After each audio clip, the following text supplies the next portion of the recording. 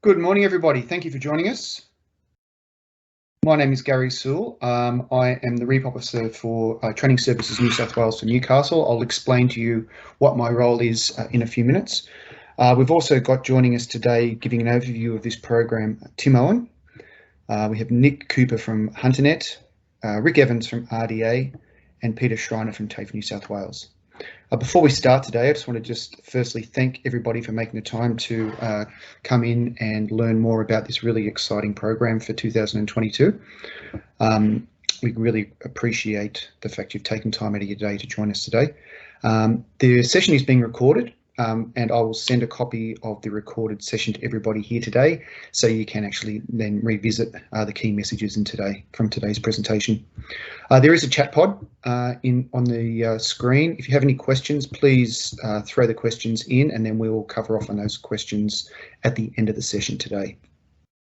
If everybody could just leave their microphones muted while we're moving through the presentation, and then at the end we'll get everybody to turn their microphones on, and again we'll have an open conversation in regards to the program. Before we start today, I would like to acknowledge any First Nations people joining us today and any Aboriginal elders past, present or emerging joining us. I'm on a Awabakal land today, and I think most of us are on a Awabakal, but we are probably meeting on various First Nations lands, and everybody is most welcome. I'd like to also acknowledge any Aboriginal people here today, and let's have a courteous and professional meeting and welcome everybody. To start off, I'd like to hand over to Tim Owen to just set the tone and the context of the reason why we have put this program together. Tim, all yours. Thanks, Gaz. Good morning, everybody. Pleasure to be here. What I've been asked to do is basically outline, I suppose in a defence industry sense, where we are and where we're going in the context of this region. To give you a bit of background, I chair a group called the Hunter Defence Industry Task Force, and I think most of you would know me anyway. What we are really is a collaboration of the regional cooperatives as well as the uni and the TAFE and RDA, essentially, that looks at our membership base, particularly for industry that's already in the defence space, as well as companies who are looking to pivot into the defence side of the world. So without giving pretty much too much away, I'll give you a broad view of where we're at. Clearly, you would all know at the Williamtown RAF base, we are really the centre of the air combat capability for the ADF. So think about the F-35 aircraft, the Hawk aircraft that train young aircrew to move into that capability, as well as the air battle management of what is going on. So in other words, the management of the airspace above this country, that all resides in Air Combat Group, as well as Surveillance and Response Group, and the two headquarters are here at the RAF base. So it's really the centre, I suppose, the nerve centre of what we do in that whole air combat capability. For obvious reasons, there are a number of projects that reside within that space. The F-35 side of the world, you would all be aware of BAE. They have won the regional support hub for that aircraft. And that is a very, very significant expansion for them in terms of the deeper maintenance for aircraft, not only organic to the ADF, but also visiting forces that pass through. So think of US military in the Southern Hemisphere, think of Singapore and possibly Japan. So it's a very significant scale of maintenance support through life of 35 to 40 years for that aircraft. We're also working very hard at the moment to look at a coating facility, if I could put it that way. I can't go into a lot of detail, but it's essentially think of low observable aircraft, and F-35 is in that area, and they are looking for some unmanned capability in that context, as well as the Super Hornets and the Growlers out of Amberley. So that is about $120 million facility and about 80 additional jobs should we win that, and we're working very hard with the Commonwealth in that context. On the other side of the coin, when I talk air battle management, there's a project called Air 6500. I don't know whether you've heard much about it, but Lockheed Martin and Northrop Grumman have been down selected for a year risk reduction activity. So we're expecting a decision to be made for one of those companies to win that. There is a substantial amount of subcontracting opportunity in that context, but importantly, the vast majority of what they do in terms of the systems integration and the design work will be done here in the Williamtown area, more than likely done at the aerospace precinct that some of you may have heard about, called Astra Aerolab. So it's quite it's a big scale of operation. It is quite early days at the moment, but I can tell you that one of those proponents has basically said that we're going to need in the order of about 100 engineers over the next 4 to 5 years to scale up for this. Not only is it the battle management side of things, it's the missile defence that you've heard a lot about, and there are a number of projects that are subsumed in that broader Air 6500 piece. So it is large scale, and a lot of that work is going to be done here in this local region. Similarly, there is a program of unmanned vehicles, basically called Loyal Wingman, and some of you would have heard about it in the newspaper, I'm sure, being developed by Boeing Defence Australia, as well as BAE Systems. That, while it is only at this moment, I suppose you would call it a technology demonstrator, we're expecting a significant number of those aircraft, once developed, to be purchased by the Australian military, and a lot of them will be positioned here because of their role supporting the F-35 aircraft. We're not going to be doing a lot of building of them here, but certainly the through-life support and the operation of them will be here. Fourthly, boy, I'm running through this quickly. We have a simulation alliance. So what I mean by that is there are 6 key companies in this region who win a lot of that simulation, augmented reality, virtual reality type support to the military, as well as security forces. We're fortunate enough that a number of those companies, by coincidence, are located here in the Hunter region. We've brought them together in a broader alliance so we can pitch for work collectively. And what I'm trying to say is, think of Silicon Valley in California. I mean, we're not going to call it Simulation Valley, but we want the Hunter to be the go-to area for the vast majority of that simulation, virtual and augmented reality.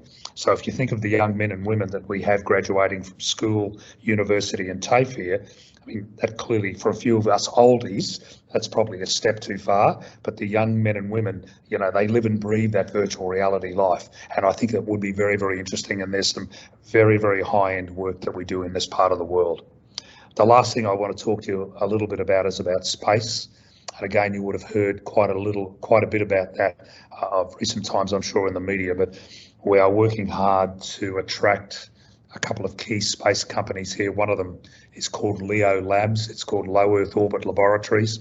You would have seen in the paper here in the Hunter on the Newcastle Herald that they have won a contract, or AMP Control have won a contract with them to build the radar antennas for that capability. So that's a prime example of how we've linked a major company worldwide to a local producer and basically have got them to build them here. So we're working hard in that sort of context in the space with them, as well as 2 other companies that I can't tell you about at the moment, but because it's quite commercial in confidence.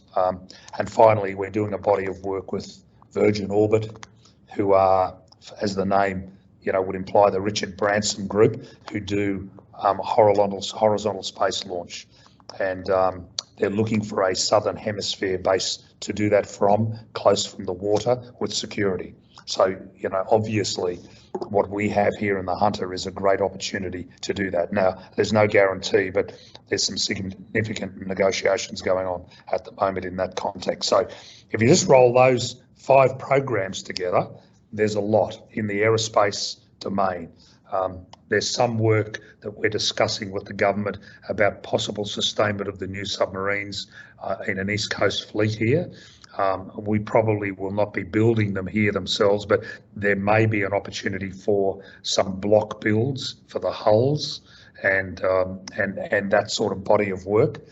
A couple of other companies in the region are working on some land projects, primarily Varley out of Tomago, for the Australian Army. So we are predominantly aerospace focused, which I think is quite good for our young men and women because of the high-tech nature of it and the scale of it, but certainly that doesn't preclude maritime and land support as well. So I hope that gives you a quick couple of minute flavour of where we're at in this part of the world. And I'm happy to take some questions in the latter part of the presentation. Thanks, mate. Thank you, Tim. I don't know whether I get more terrified or more excited every time I hear you talk about the scale of this. So thank you, mate. No and it's a really great segue in regards to what why we've set this program up. And fundamentally, the intent of this program is to set up a industry employment pipeline starting at school and moving through once the participants disengage from school after year 12. So the industry constantly has this pipeline of workforce coming at them prepared and ready to enter. All right, I'm going to share my screen and I'm going to hand over to Rick Evans from RDA to give a bit of an explanation about the program. Just give me a second.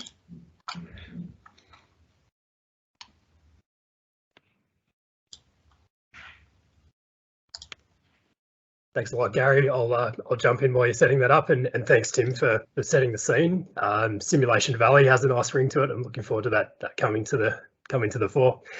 So thanks everybody for your time this morning in a busy week. My name is Rick Evans. I'm the manager of skilled workforce programs with Regional Development Australia Hunter, based here in Newcastle.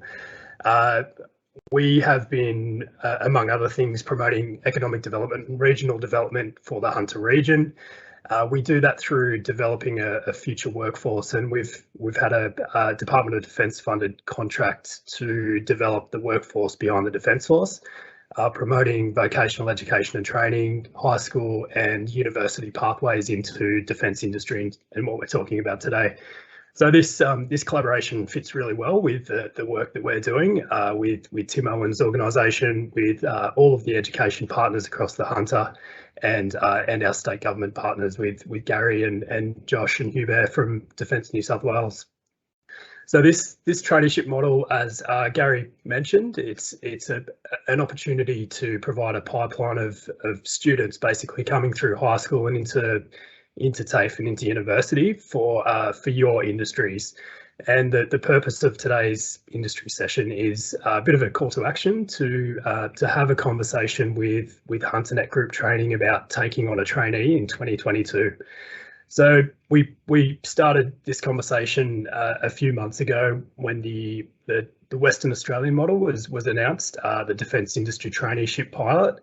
And we thought, we've done a lot of things in the Hunter region. We can emulate that particular program here and make a bit of a go of it. We've had some, I guess, history, and we've got some runs on the board by promoting a collaboration on the STEMship project, which has had sort of 4 years in operation, and that's been able to place some high school students, go through some pre-employment training and put them into defence industry. So it's not a completely new program. We're just adapting it to basically the industry situation that Tim's already gone through. I think this year, or in 2022, the addition of Nick Cooper, who will chat to you shortly, and his HunterNet Group Training company, the opportunity for students to actually be paid and in meaningful employment and mentorship is a really great way to give them an opportunity to experience that amazing industry that we're talking about, the defence industry in the Hunter region. So technically, this project, it's a collaboration. There's all of the key stakeholders are here to assist you. It's a very regionally focused project. We all have an understanding of the defence industry that you work in, and what we've come up with is a Certificate 3 in Engineering Technical that the students will complete here locally at TAFE New South Wales. Peter Schreiner will go through that a little bit for you following myself, and we want to promote opportunities for those students to be rotated around some of the defence industry companies in the Hunter region. Given that not all companies do exactly the same thing, as Tim mentioned, I think having Nick on board, so there's a chance for the students to go around is a really great way to take it on. Gary, I think that's myself. I think we pass over. Thanks, Rick. Fantastic. So what we're going to do is we're going to now step you through the model, the program. So you understand that there has been a whole lot of work done in the background preparing these candidates for a traineeship. So currently my role is with REAP, which is Training Services New South Wales, which is Regional Industry Educational Program. And the intent of REAP is to build partnerships between employers and local schools and fundamentally ensure students, when they disengage from schools, are better prepared than they have historically to move into the workforce. So what we mean by that is they have had some immersion opportunities, they've participated in some work experience, they've selected the right subjects for their HSC, they have networked with that industry, and they've got a far clearer understanding of what are the requirements for entering a particular industry. But also, just as importantly, they've also identified that this is not the industry that I want to be part of, which is just as important, so they don't actually enter the industry and then find 6-12 months later this is not for them. So we have access, just in our footprint alone, to 132 Department of Education, Catholic and independent schools. So we have access to a huge volume of potential students who would be looking to seek a career pathway in these industries. Currently, we're conducting information sessions for interested students and parents, and also career information presentations as well. So what we're doing here is getting the advocacy of the parents, having the parents on board so they understand that this is actually not working in defence. So they're not the student, their son or daughter is actually not in uniform as such. They're actually working in the pipeline industry supporting the defence industry. We're also organising some industry site visits for the participants, so they get to see the actual work sites they potentially will be working in, and also, pending COVID, we'd like to organise a work experience program for the potential participants. Anybody who's interested in applying to be part of the traineeship program, we at the moment, as this is a pilot program, we're only keeping it down to 15 initially, just so we can ensure that we've got the program operating at its optimum level and reflect on sort of any lessons learnt. So when we come back to 2023, we can actually ramp the whole program up. The students that are wanting to apply to be part of the program will be asked to enrol in what's called a summer skills program, which is fee-free training from an RTO called Skills Lab. And you can see the statement of attainments there. We're asking the participants to enrol in. And again, the intent here is to ensure that the participants have a higher level understanding of what is the requirement of some of these careers, but also are picking up some skills and knowledge before they actually engage with the recruitment process with HunterNet. Of course, HunterNet is the employer. And at that point, we then transition the students to the application process with HunterNet, and I'll hand over to Nick Cooper to explain the role of HunterNet. Thanks, Gary, and thank you everybody for participating in this session number 2.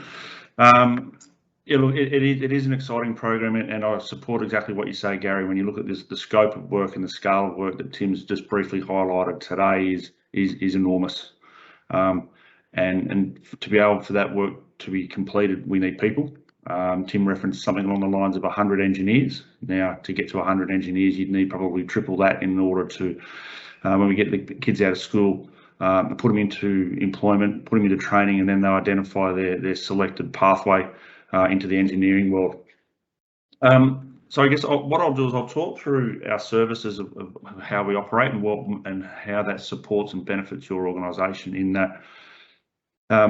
In talking to an interested party that wants to participate in this yesterday, the testimonial that I'm quite happy to share was he said he was going to put an ad online for an apprentice, but didn't want to have to wait his way through 300 different applications.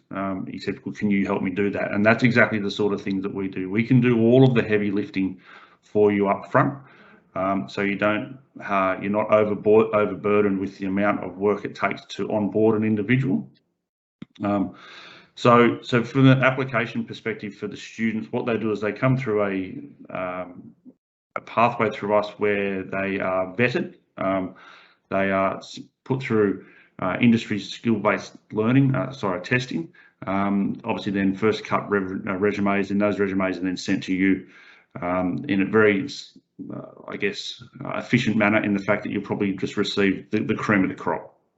From that point, you then obviously get then the opportunity to interview the individual, and if selected, then we would employ them, we would onboard them, we do everything that's required as a normal employer, and then they're back placed with you. Where our services then obviously then come in to support you is with a dedicated workforce development officer to, I guess, coordinate the program in line with all the stakeholders. Stakeholders being TAFE, stakeholders being yourselves as a host company, and the most important person in the puzzle, which is the individual. And we make sure that all parties are doing their part so that the trainee then comes out dressed for success, for want of a better word. The other parts that we offer are performance monitoring and performance management where required. And as Rick highlighted earlier, if you don't have the capability to fulfill the requirements of the training program, then we can rotate those individuals out to a different organisation who has that capacity and then rotate them back in so that the individual can complete the requirements of the training plan. So all of this is focused on a couple of things, which is primarily to help you be successful in your business, help you address the skill shortages within your business, but also give you the time and the flexibility to do what you do best, which is manage your business. And we can do all the background running around HR services that you require. It is a level of urgency for today's meeting. We have had 2 organisations that are interested and will be coming on board into this program. I support Gary in the fact that the school year is coming upon us very, very quickly. So if you are interested in the program and would like a one-on-one consult with myself or one of our dedicated team, more than happy to help you do that. When I say it's a level of urgency, once these individuals finish school, they're very hard to keep track of. So we've got a captive audience at the moment. So let's all band together, get on board the program, and then we can move our way forward and you know, the region will be successful and be able to complete the scale of work that Tim highlighted earlier. So, and like Tim said, happy to take any questions, or if you want to contact me directly, we can come out and have a one-on-one consult with you if you like. Great. Thank you. Thanks, Nick. I really appreciate that. Good overview.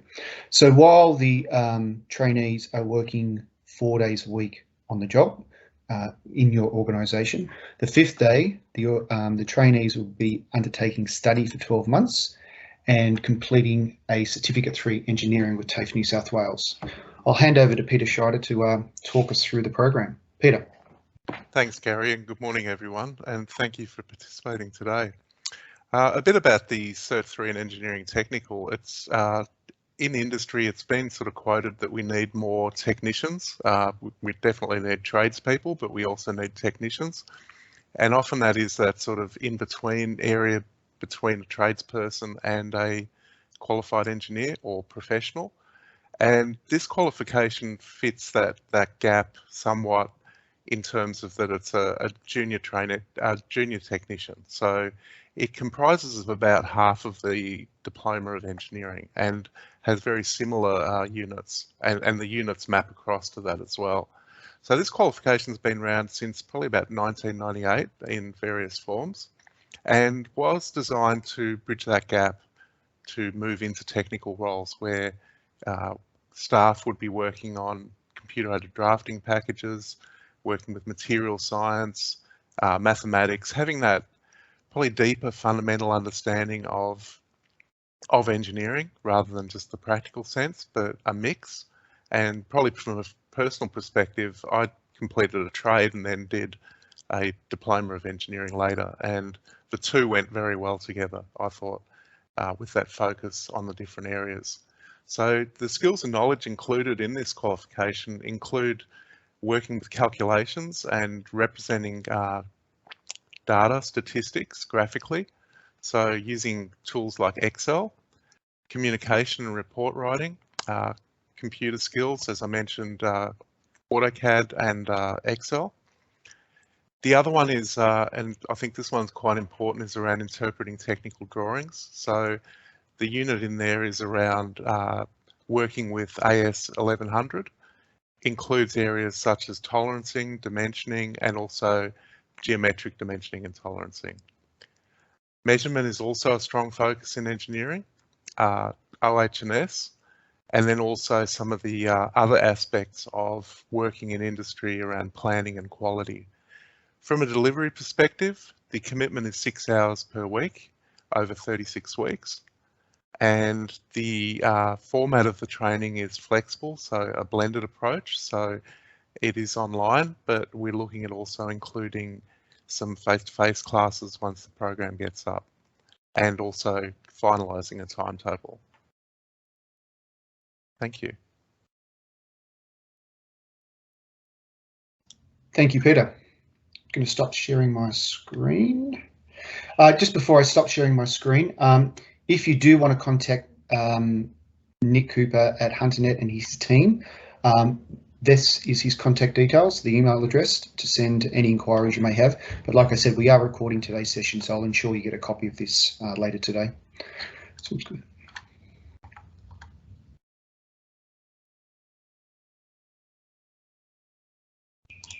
Okay. All right, over to our industry guest today. Does anybody have any questions or comments or anything you'd like to raise with us? Please just take your microphone off mute, and very happy to answer anything.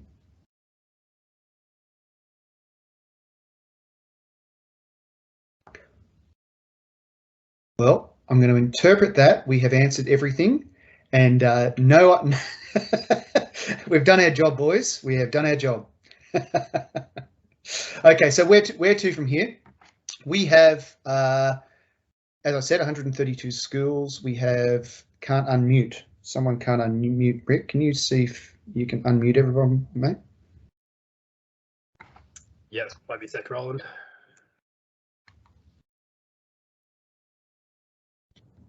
Should be good to go. Try that, Roland. Great, thank you. Good morning, all. How's everybody? We're excellent, thank you. Yeah, just a couple of questions. The first one is, so it's a traineeship for 12 months. And there's, as normal traineeship, there's no guarantee of employment after 12 months, is there? And what sort of wages are they on? Nick, Okay, so I can answer that question. So the traineeship at this stage is based off the manufacturing award and trainees, based off the national training wage, dependent on whether your organisation has an industrial instrument that may determine that that's a different wage rate.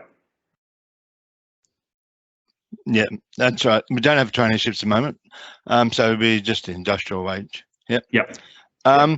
Can you supply me with some of those details on your slides so I can pass it over to our head of engineering, so I can give him a better brief about it?